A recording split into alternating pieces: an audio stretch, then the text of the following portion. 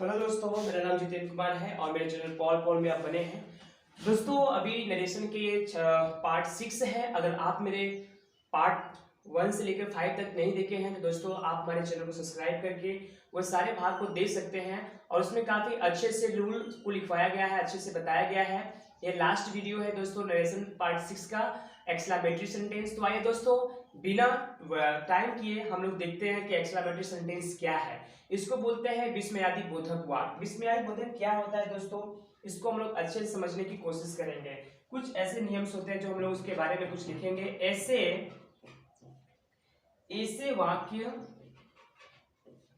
वाक्य जो अफसोस घृणा दुख आश्चर्य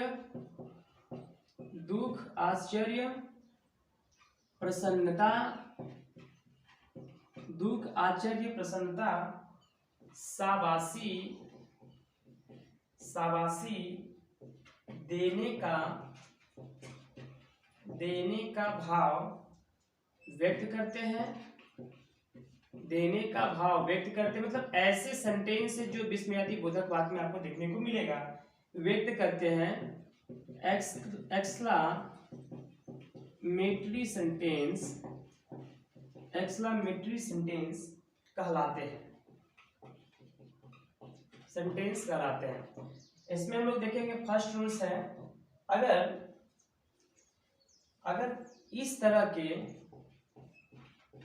इस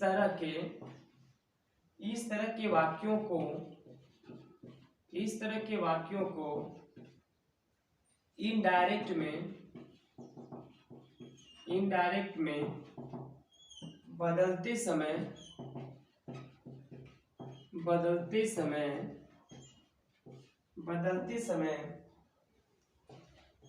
वाक्य के भावार्थ अनुसार, मतलब भाव के अनुसार जैसे पहली बातें हैं, अगर खुशी की बात आए तो एक्सक्लेम्ड विथ जॉय। अगर आनंद और खुशी की बात आए तो आनंद और खुशी की बात आता है शब्द में, भावार्थ में आनंद और खुशी की बात, तो एक्सक्लेम्ड विथ जॉय। किसकी जगह दोस्तों आपको याद रखना है, रिपोर्टिंग वर्ब। जो रिपोर्टिंग वर्ब जो शेड वगैरह होता है, रिपोर्टिंग वर्ब को बदलना है, रिपोर्टिंग वर्ब चेंज होगा। जैसे दोस्तों खुशी की बात आ गया, अगर आ गया दुख की बात तो दोस्तों यहाँ पे कर देंगे एक्सक्लेम्ड विथ सारो। यानी जहां दुख की बात आ जाए, उदासी की बात आ जाए, या कोई और भी हो जो दुख से रिलेटेड हो शब्द, या किसी का वाहवाही की गई हो, ये शाबाशी दी गई हो, तो वहां पे हम लोग देखेंगे दोस्तों एक्सक्लेम्ड विथ ए प्लस का प्रयोग करेंगे। एक्सक्लेम्ड विथ ए प्लस का प्रयोग करेंगे, यानी जहां वाह वही कही गई हो, किसी की शाबाशी की गई हो, तो वहां पे दोस्तों ये सेंटेंस को याद रखना, एक्सक्लेम्ड विथ एप्लॉज का प्रयोग करेंगे। या सेंटेंस में भाव आता है दोस्तों गुस्से की, क्रोध की बात आती है, सेंटेंस ऐसा भाव बताता है, तो वहां एक्सक्लेम विथ एंगर का प्रयोग करेंगे।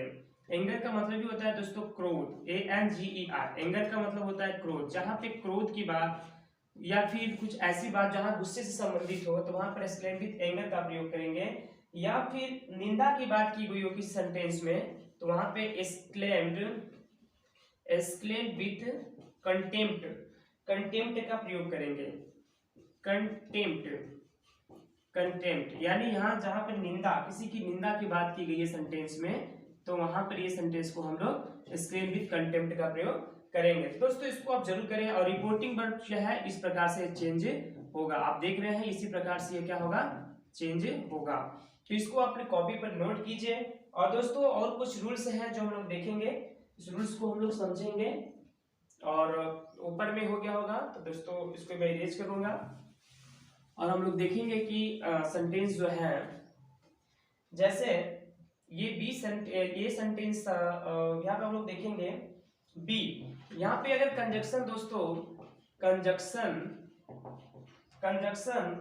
दैट का प्रयोग किया जाता है, इन्वर्टेड कॉमा की जगह कंजक्शन दैट का प्रयोग किया जाता है। इतना याद रखना है, एक कॉपी में नोट करना है, किया जाता है, कंजक्शन दैट का प्रयोग किया जाता है। सी, हमें एक बात को और ध्यान रखना है कि जैसे एलस आ गया, एलस ब्रेवो सेंटेंस में, या ओह आ गया, वो आ गया वो, या फिर उसके बाद वाह आ गया, या हुर्रे आ गया, ऐसे वर्ड आपको जब दिखाई देंगे तो हमेशा याद रखना है कि इसको सब जैसे शब्दों को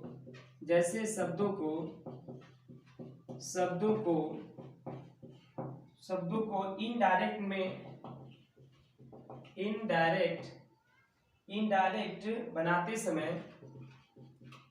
बनाते समय हटा दिया जाता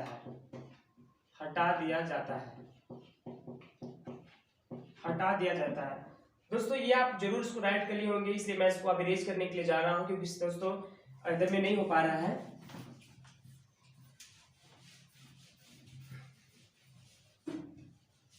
इधर में हम लोग देखेंगे भ्रंश में हटा दिया जाता है, और कुछ बातों को हमें ध्यान रखना है, और वो बात क्या है, तो दोस्तों हम डी बात में ये समझेंगे कि एक्सक्लेमेटरी सेंटेंस वाक्यों को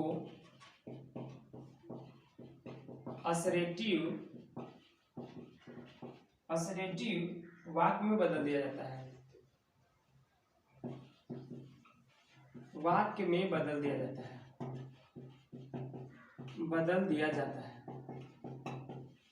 तो इस प्रकार से हमें याद रखना है। पहली बात हमें ये ध्यान रखना है।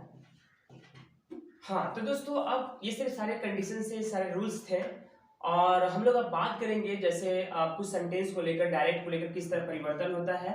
तो दोस्तों आइए हम लोग चेंज करते हैं। सर सेंटेंस दिया हुआ है कि राम सेड